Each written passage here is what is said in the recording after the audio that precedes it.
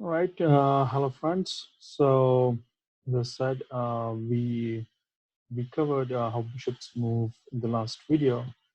In this video, we'll cover a new category of pieces, which are rooks. So let's take a look at what how rooks look like and how they move.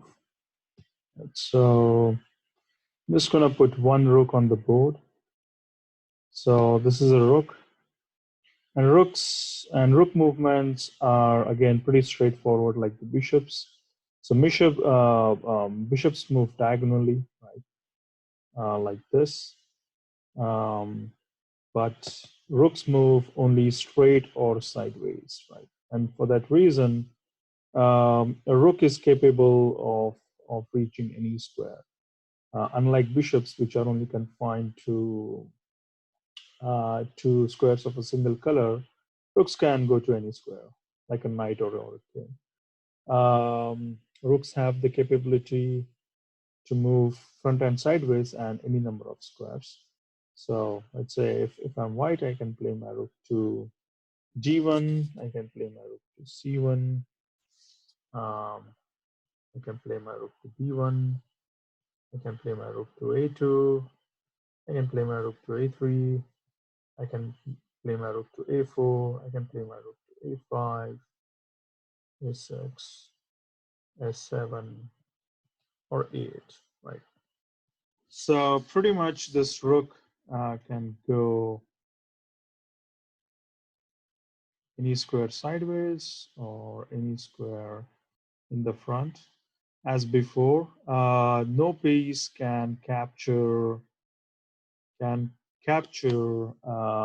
another piece on its own side. So that's why this rook cannot go to e1 because the king is obstructing its way, right? So uh, uh, White's king is obstructing its uh, White's king is obstructing the rook's view. So that's why the rook cannot go to e1, or for that matter, it cannot go to f1, g1, or h1. And it's the same thing for the bishops. If, no, right. So let's consider a bishop in this position and a pawn. Right. So the bishop can move here, here, here, here, here, here, here, here, or here, but it cannot go here and any squares after that because this pawn is obstructing the bishop's view. And in a similar fashion, the white king is obstructing the white rook's view, right? So it cannot go to e1 and any other squares after that.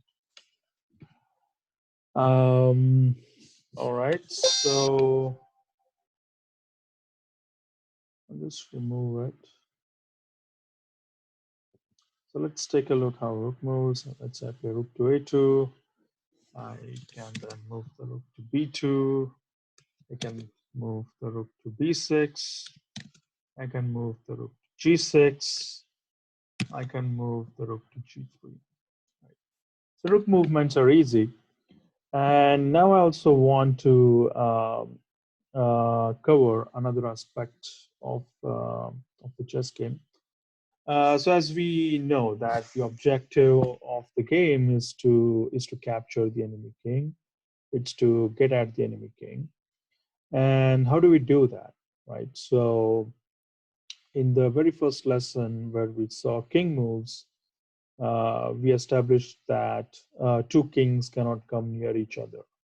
And so there is no possibility for two kings to capture each other. So how do you capture the enemy king? So to capture the enemy king, um, you have to attack it first. And so whenever a king is under attack, that particular situation, we call it as a check. Okay, so uh,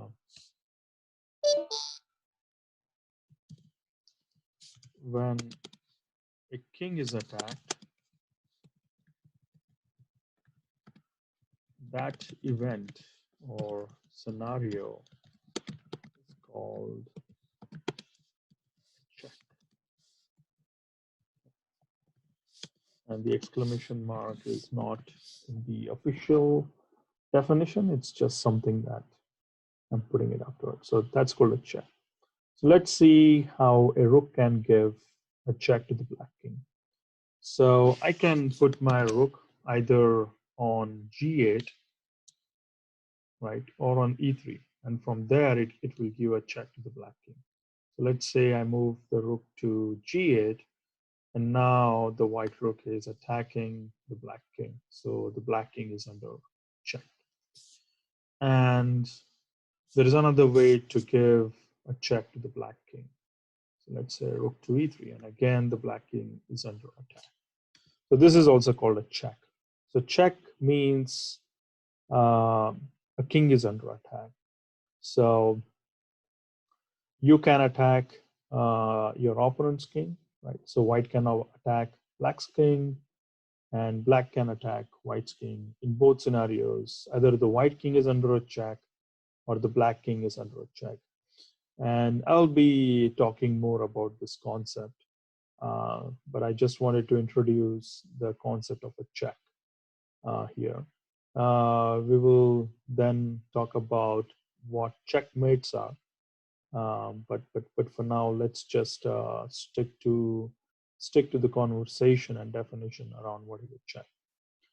So different pieces can give checks to the enemy king. So let's see how other pieces can give a check to the enemy king. Okay. So let me first save whatever we took a look at here. So let's take the example of a bishop and also the knight and the rook. Okay, and let's put the enemy king here. We'll also take a pawn also. Okay. So if I say that the white rook should give a check to the black king, then we can put the white rook on a8, and from here the white rook is attacking the black king. The black king is under check, right? Let's say he moves his king to e7. Okay, so black has to move his king because his king is under attack. If he doesn't move his king, then he can resign or black is lost, right? So black moves his king. I give him a check, right? So now the bishop is giving a check. He moves his king to f7. The other bishop comes and it gives a check. If he moves to king g6, I can use my rook to give him a check. If he plays his king, let's say to f5, I can give another check with my bishop, right? The check. If he plays king to f4, now I can use my knights to give checks to the black king. So either I can play bishop d6, which is a check, or I can play knight e2, which is again a check, right? So knight e2 and it's attacking the black king, or like this, right? Two squares and then a left or right. Or there is another way for this knight to give a check is two ways and then a right, right? So I play knight h3, the knight is giving a check. So check meaning a piece attacking the enemy king, right? Or a king getting attacked by the enemy pieces. And if I play king to f3, then the knight can give check by going to d2, right? So I'm able to quickly visualize this, but sorry, two squares and then a up or down, right? But this is a check. So this brings us, this is how checks are given. And now I think this position is well suited to explain the concept of a checkmate. Right? So what is check and what is checkmate? So check means that your piece or a piece attacking the enemy king. So this means that black piece attacks white king, or the white pieces attack black king. So it's always the enemy king.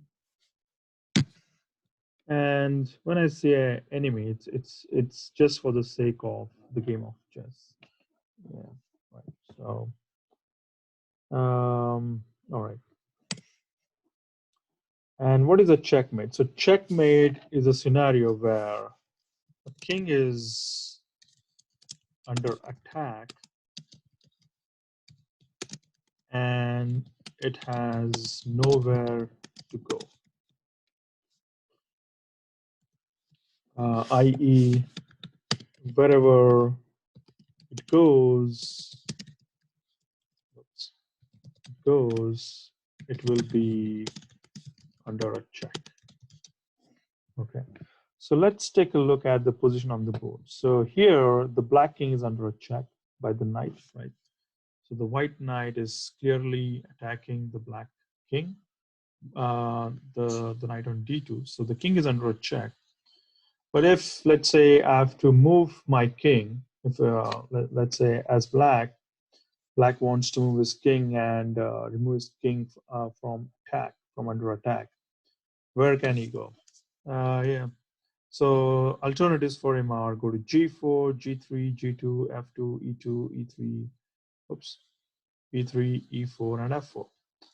And what we see that at each of these squares, the king will be under another check, right? So on g4, uh, I'll use another color. So on g4, it will be under attack by the rook. So it cannot go to g4. If it goes to g3, then again it will be under attack by the rook. And also the pawn, right? So let's not forget the pawn. The pawn on f2 is also controlling the g3 square. If the king goes to g3, it will be under attack by the pawn on f2 and the rook on g8. Pawn on f2 and the rook on g8. And for g2, it's again the same. On g2, again, it will be under attack from the rook. If it decides to capture on f2, it cannot do that because the pawn on f2 is protected by the king. And as we discussed in video number 1, lesson number 1, the black king cannot come closer to the white king because f2 is protected by the white king. So f2 is not possible. f2 is also controlled by this knight on h3, right? So this knight on h3 is also controlling or protecting the pawn on f2. e2, again, the same case that white's king on e1 is protecting e2. So black's king will be under check, not to mention the bishop. The bishop on d3 is also controlling e2. So black's king cannot come to e2, it cannot come to e3, it cannot come to e4 because e3 is controlled by the pawn, e4 is controlled by the bishop and the knight, f4 is controlled by the knight, right? So wherever the black king will go, it will be under a check from one or two of white's pieces, and on f3 itself, it's under a check. So this is like a check, and it's a mate, right? So it's under a mating net. So checkmate means whichever king gets checkmated, that side loses. So white has checkmated the black king, so white wins here. Okay. So ultimately, this is the objective of the game, and when a king gets checkmated, the game ends. So here the game ends, and white has won the game. Okay. All right. So we covered check, we covered checkmate. So wanted to cover how a pawn can give check to the enemy king. So let's go to the original position. Let's go back to the starting position. So we saw rook a8 check, king e7, bishop a3 check, king f7, bishop c4 check, king g6. And let's say I gave a check by the rook on a6, and the king comes to g5. The pawn can go to f4, and now it's giving a check, right? The pawn on f4 is giving a check to the black king. The black king is forward to the white pawn, and it's in the adjacent column, diagonally opposite. So this is a check to the black king. So black king has to move or get out of the check, or it has to block the check. So he can take the pawn on f4, which is totally possible. White can give a check with his knight. Let's say he goes to d5. White can give another check with his bishop. Black takes it. Again, he can use his pawn to give a check. Pawn on c4, pawn to c4, check. And again, if he takes, then knight to d2, check. So what I want to demonstrate in this video are checks. How different pieces can give checks to the opponent king. And here, white's pieces are giving checks to the black king. Okay.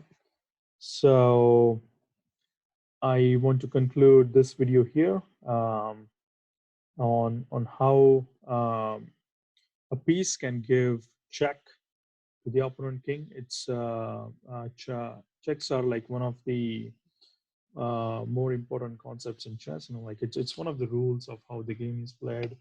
Uh, the game ends when opponent king gets checkmated. So it's important to understand what a check is and what a checkmate is. So hopefully you have understood how to give checks with your pieces.